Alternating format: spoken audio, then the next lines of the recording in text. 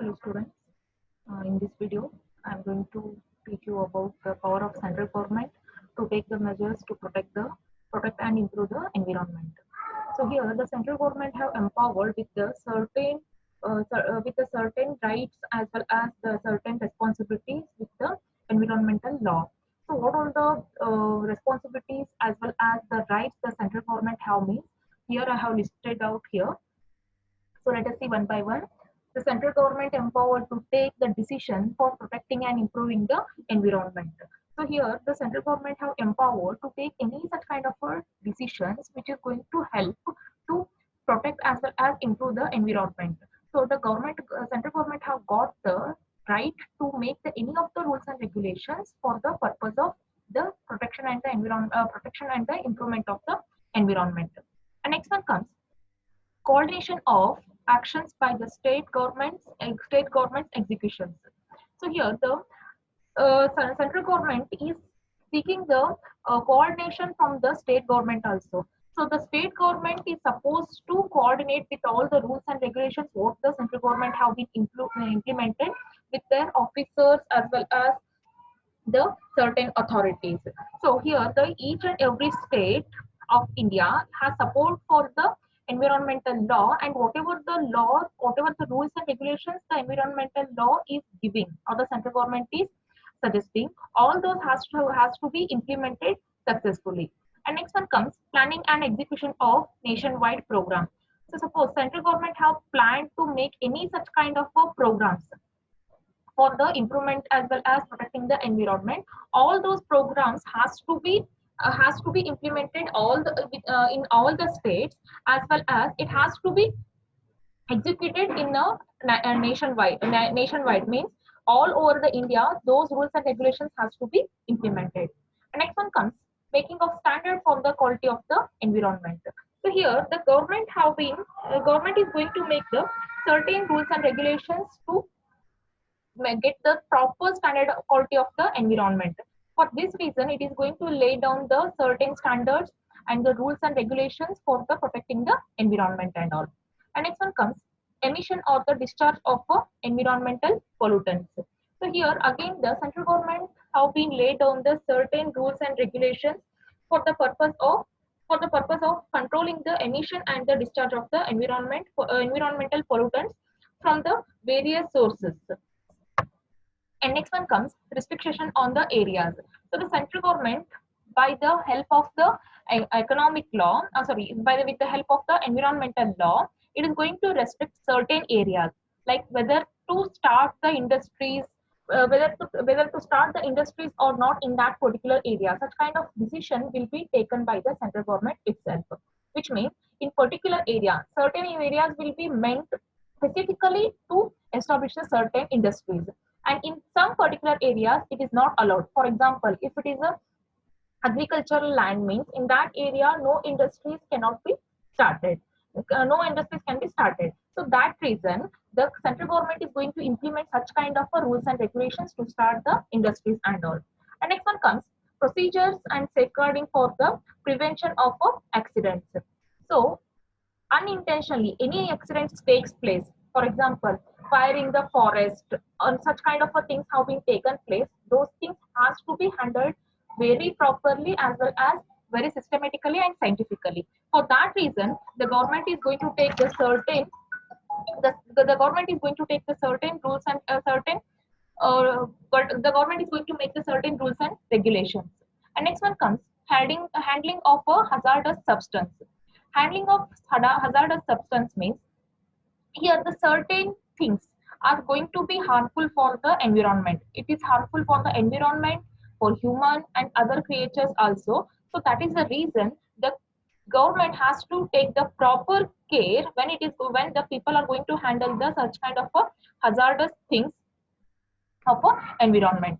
And next one comes examination of things which may cause for the pollutions. Examination of such things which may cause for the environmental pollutions means here the it may be any of the it may be any of the industries, or it may be any of the industries materials, or any of the things which cause for the environmental pollution. So such kind of things has to be maintained properly, and before giving such kind of a any such kind of a waste things to the river or to the air, it has to be filtered. For example, many of the industries, it is leaving the chemicalized water directly to the river. Such kind of a things are supposed to be examined before leaving to the water. Such kind of a substance has to be examined before leaving to the or leaving to the any of the water sources and all. Such kind of a things has to be taken care by the, such kind of a things has to be taken care by the central government. And next one comes inspection of the various equipments. So what all the equipments means, which may be the premises, plant, machineries, manufacturing processes, or any of the other processes which may cause for the environmental pollution. All such kind of equipments also has to be inspected by the central government. So that right also the central government have been got. And next one comes establishment of environmental laboratories and the institutions for the purpose of to verify whether the environment is getting better or not, or whether the any of the substance is causing for the environment pollution or what. To see all these things, the government required to start the environmental laboratories and the institutions. That power also the central government have got by the environmental law. And next one comes collection and dissemination of the information, which means any of the accidents have been taken place, it has to be intimated to the no, it has to be intimated to the proper authority as early as possible. And once the authority have got such kind of any information that accident have been taken place which is causing for the environmental hazard or environmental pollution, in that case immediately that authority how to take the actions to prevent or reduce the loss for the environment. And next one comes the preparation of a manual codes or the guides. So here the central government have authorized to prepare the manual codes guidelines relating to the prevention, control, and the abandonment of the environmental pollutions. So these are the rules and regulations. These are the authorities the central government have got to make the environment better under the environment law. And next one comes the legal mechanism relating to the environmental protection. So here the government have made the certain legal rules and regulations, so which are going to helpful to protect the environment in the various ways. In that first one comes the Water Act of 1974. So this is the first act where the central government have been introduced, and this act this act was having the intention to protect the water pollutions. So and protect the water pollution and maintaining and restoring wholesomeness of the water in the country. So here this act is intended to save the water from the domestic and industrial pollutants and which are discharged to the rivers, lakes without any of the proper treatment or without filtering them. And also this act is having the objects that like the pollution control boards at the central level and the state level were carried and established the enforced standard for the factories to discharge the pollutants into a water bodies also. So this is purely made for the water protection purpose and to prevent the loss occurs or the pollution occurs because of the domestic and the industrial pollutants. And next one comes the Air Act of 1981.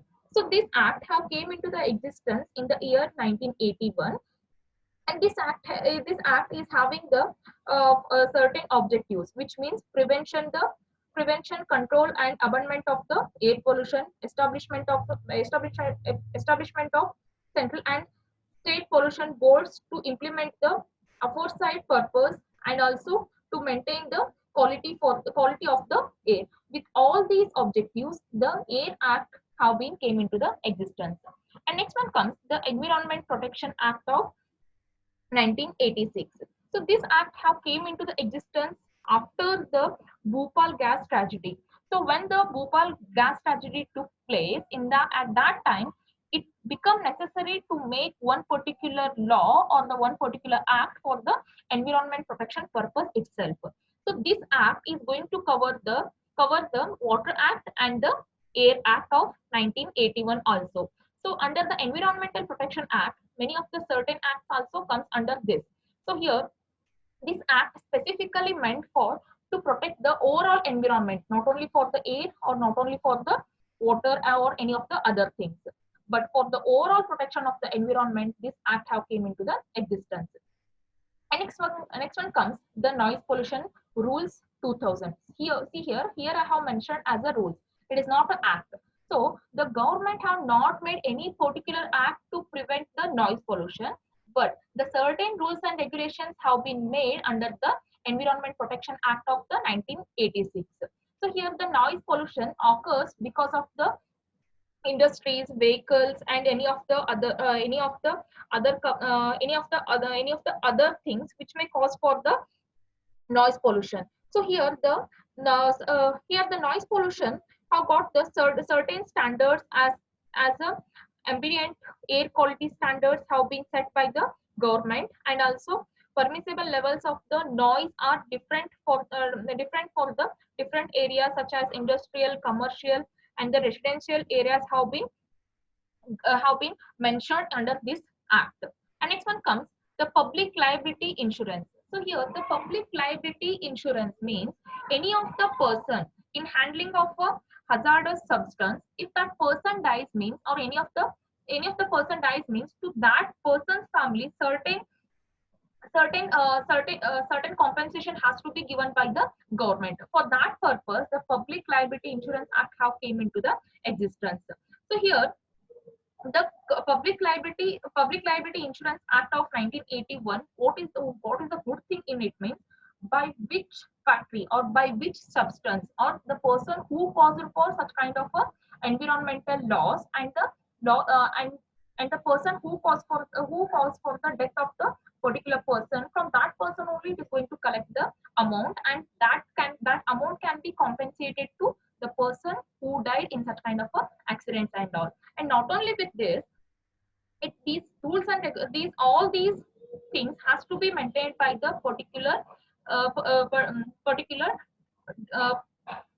what we can say is that person what we can say is that it has to be maintained by the particular person who authorized it with that, which means sometimes the DC of the DC also may be managed with such kind of a thing. In that case, the person who died in such kind of accident, he is not going to get only the compensation by the insurance, but along with that, that person is going to get the certain compensation generated by the central government by the establishment of Environment Relief Fund.